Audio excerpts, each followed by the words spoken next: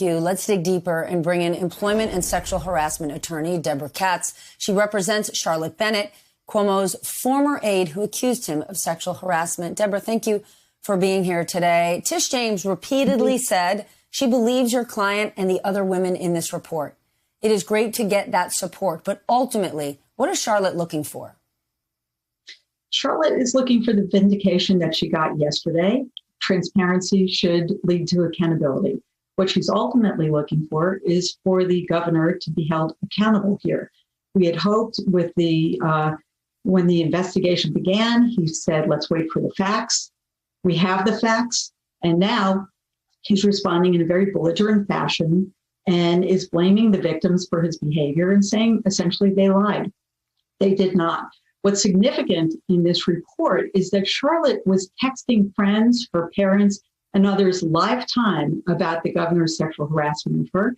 And then she went and reported it immediately. And if you see the report, it includes handwritten notes from the governor's inner circle, his chief of staff, his chief counsel, documenting exactly what Charlotte reported that the governor did. They said under oath that they believe Charlotte. She's credible. They too dropped the ball, transferred Charlotte, and enabled him to continue to sexually harass other women. What Charlotte is looking for here is accountability. The governor must resign. If he does not do so, he must be impeached. Then I actually want to share what Charlotte said last night, and she's not accepting his apology. Watch this. He is normalizing not only victim blaming, but sexual harassment. I think his comments are dangerous. I think it sends a message to New Yorkers that sexual harassment is not important, that it is not dangerous. It is. So Cuomo says he accepts responsibility, but she wants consequences, not words. The New York Assembly Speaker would be the person to move the ball forward on impeachment. Is she talking to him? Not directly. I mean, she would welcome that opportunity. She's agreed to cooperate fully with any impeachment proceeding. But what is significant here is that other leaders have made it clear that they do not believe his defenses, that they believe the women. Their versions were consistent, they're credible, they're documented. And if he were a CEO of any other company, he would be fired. This behavior is unacceptable. It's unlawful. It's in violation of the very laws that he signed.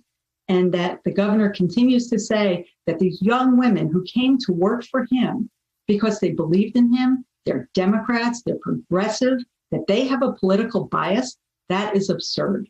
It's absolutely absurd. They have no bias. They actually worked very hard for him and believed in him. And then he violated their trust. Then when you look at this report, is this about one lewd act or event, or when you pull it all together, is this about a toxic culture, conduct that is simply unfit for office? Of course it is, but more than that, it violates the law of sexual harassment. The governor created a sexually hostile work environment. That is unlawful. And his enablers, his top staff, knew it, reported it to one another, talked to him about it, and then just routinely transferred women out when the governor crossed the line. Nobody reined in his behavior. And one thing that was quite significant about the report is something that Charlotte brought forward, which is under the law that the governor signed, everybody in top New York State government positions needed to take mandatory sexual harassment training. That's the law the governor signed. And yet we now know that he probably never took that training, and he had his staff forge his signature on a certification, even though the law specifically requires sexual harassment training. The governor violated the law that he signed into office, and he signed into law with great fanfare again and again. There need to be consequences, not only for him, but for his top staff who enabled the sexual harassment and created a sexually hostile work environment. Then I want to talk about civil action. Are you suing him personally, or are you suing the office? And if it's the office, who pays if there's a settlement? Well, at this point, Charlotte is suing no one. Her purpose in coming forward was to support Lindsey Bullen when she first came forward, because the governor tried to smear her And as we know now, there was a concerted effort from his top staff to smear her. And that's why Charlotte came forward.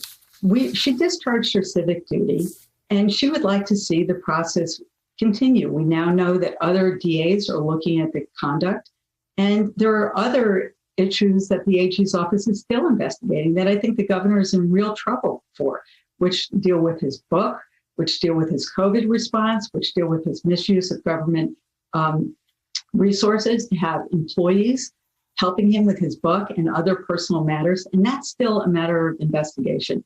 His legal trouble will continue to go on. He has many areas of liability here.